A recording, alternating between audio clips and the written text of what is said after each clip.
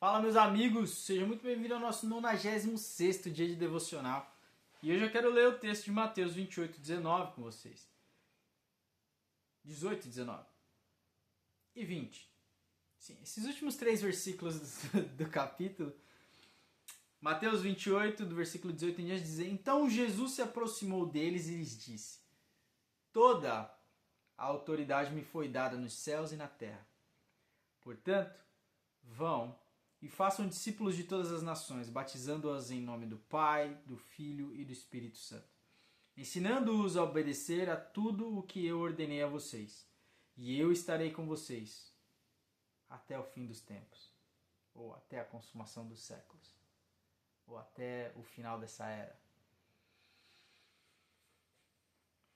Nós falamos ontem sobre a ressurreição de Jesus. Celebramos a Páscoa, celebramos o Jesus que está vivo. E geralmente nós temos essa dúvida talvez, ou talvez essa estagnação de, bom, fui salvo. Jesus me salvou, entreguei minha vida para Jesus. Jesus me salvou dos meus pecados, me limpou dos meus pecados. Jesus me fez livre das trevas, livre das algemas. E agora? Agora eu vou viver minha vida relaxadamente, do jeito que eu quiser, porque agora eu sou livre, agora eu não tenho mais pecado. O Cordeiro de Deus que tira o pecado do mundo, tirou os meus pecados, e agora eu estou livre. Uhul! E agora? E agora nós somos chamados. E agora nós fomos convocados. Por meio da cruz, nós somos livres, mas também fomos comprados. Por meio da cruz, nós passamos de ter um senhor do mundo, de ser escravo do mundo, de ser escravo do pecado, para sermos servos do Senhor, soldados, para sermos chamados para algo maior. E esse é o ponto, talvez, que nós devemos entender, que é quando a cruz, ela é a minha redenção, mas ela passa a ser o meu símbolo, ela passa a ser o meu baluarte, ela passa a ser a minha bandeira, ela passa a ser aquilo que eu uso como instrumento de evangelismo. É aquilo que eu promovo, é aquilo que eu compartilho, é aquilo que eu vivo, experimento. É aquilo que eu testemunho. Então, se nós passamos pelo processo da sexta, sábado, domingo, e entendemos que agora nós celebramos a Santa Ceia do Senhor para que possamos anunciar a morte do Senhor até que Ele venha, porque Ele prometeu que Ele viria de novo. Então a cruz, que um dia me libertou, que me traz esse perdão, que me traz esse arrependimento sincero, também se torna a direção da minha vida, também se torna a palavra que deve sair da minha boca, também se torna o chamado e uma missão de compartilhar a cruz, de compartilhar a mesma esperança que um dia não tínhamos e agora nós temos ela viva dentro de nós, nós compartilhamos com aqueles que também não têm esperança ainda. Aqueles que estão desesperançosos, aqueles que estão cativos, aqueles que estão presos, aqueles que estão escravos. Então o caminho do cristão sempre será esse. O caminho nosso precisa ser esse, não podemos esquecer que nós temos esse chamado de sermos testemunhas. E eu já falei aqui outras vezes, mas a palavra testemunha, ela tem sua origem no grego, chamado mártir. Na palavra mártir, que é aquele que morre por uma causa, é aquele que morre para proclamar, que é aquele que está disposto a. Então não existe tempo para conforto. Não existe tempo para uma vida de descanso, de paz. Porque agora você foi convocado para a guerra. Efésios capítulo de número 6 vai dizer que a nossa guerra não é contra a carne nem contra a sangue, mas nós estamos em guerra. Contra as regiões celestiais, as regiões espirituais. Existem anjos caídos, existem demônios, existem hostes espirituais da maldade. E nós lutamos, nós estamos em guerra contra esse mundo espiritual. Você vai ter aflições todos os dias da sua vida. Mas ele diz para termos bom ânimo, porque ele venceu o mundo. Logo, nele, podemos vencer o mundo também.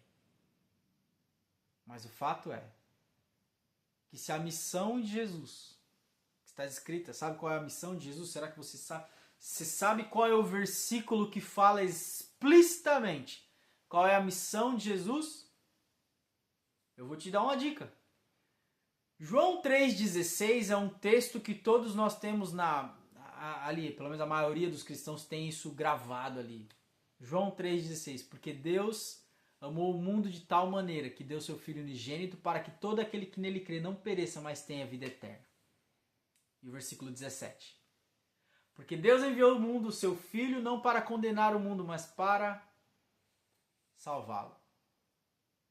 A nossa missão é a mesma. Não estamos aqui para condenar o mundo. Estamos aqui para salvar as pessoas. Não estamos aqui para condenar as pessoas. Estamos aqui para salvar as pessoas. Não estamos aqui para julgar. Preste atenção. Nós já falamos em outros vídeos aqui que o julgamento do cristão não pode ser baseado na hipocrisia. Eu não posso julgar aquilo que eu não venci ainda. Mas uma vez que eu tenha vencido, eu posso julgar com justo juízo. Ou seja, uma vez que eu venci, eu posso apontar para alguém e dizer: ei, esse caminho vai dar ruim. Eu passei por isso. Então vem por aqui. Lembra a parábola onde ele disse que nós temos uma trave no olho e nós queremos tirar o cisco do olho do outro, a pedrinha do olho do outro? Ele diz: corrige primeiro a sua trave, para então você poder julgar com clareza, julgar com maturidade, julgar com justo juízo. Então, o nosso chamado é esse, é para sermos aprimorados nele, sermos transformados nele, para que então possamos apontar a direção. Ele mesmo disse: somos luz do mundo e sal da terra. Somos como uma cidade construída no topo de uma colina. É impossível esconder essa cidade. Ele disse: nós somos a lâmpada que é colocada no centro da casa, não debaixo da cama, debaixo de uma vasilha. Não esconda a luz que Jesus plantou dentro de você. Não abafe, não afogue, não apague a chama do Espírito. Não apague o primeiro amor. Não se retenha. Estude, se dedique, pregue, testemunhe que Ele está vivo. E essa vida de Jesus é manifesta em nós através de uma verdadeira entrega, através de uma verdadeira renúncia, através de uma verdadeira coragem de abandonar o mundo, de renunciar ao mundo e experimentar a palavra e a obediência à palavra. Então, se hoje eu posso te trazer uma reflexão, hoje é a mesma que eu faço. Será que eu não estou muito confortável? Será que eu não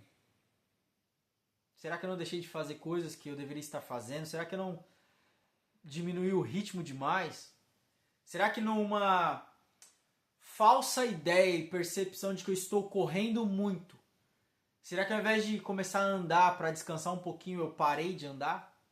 Será que nessa diminuir o ritmo, você acabou andando para trás? Será que nessa de, não, acho que eu estou fazendo demais, você parou de fazer e está fazendo até de menos? Pare para pensar. Porque a palavra de Deus diz que Deus não se agrada daquele que larga a mão do arado e olha para trás. Isso é muito sério. Fomos chamados para prosseguir e andar para frente. E com a ajuda do Espírito Santo que Ele nos deu, com a ajuda do Espírito Santo que Ele derramou sobre o nosso coração para que fôssemos revestidos desse poder, pudéssemos pregar com ousadia, porque a palavra diz que Ele não nos deu um espírito de covardia, mas de ousadia. É nesse espírito que devemos andar. O espírito de ousadia, palavra, autoridade, vida, esperança. Pense nisso. Porque nós devemos sim. Se não estamos mais, devemos voltar a andar com coragem, com confiança, com autoridade nessa terra, proclamando aquele que vive e reina para sempre. E ele disse: se te falta alguma coisa na sua concepção, o texto do versículo 20 nos dá toda a certeza e garantia que precisamos. E tudo que nós precisamos é Ele. E Ele disse: eu estarei com vocês até a consumação dos séculos. Obrigado, Senhor. Deus te abençoe e até amanhã.